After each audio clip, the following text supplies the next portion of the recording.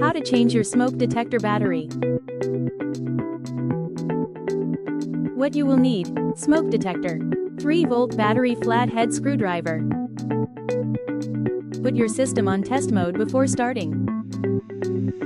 And always exercise caution. Step 1. Twist detector counterclockwise to release it from the base.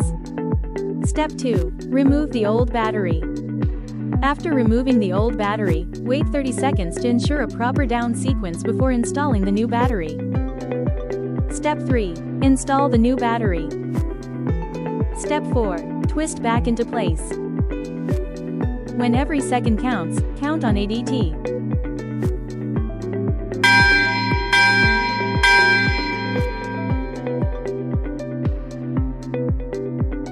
Subscribe now.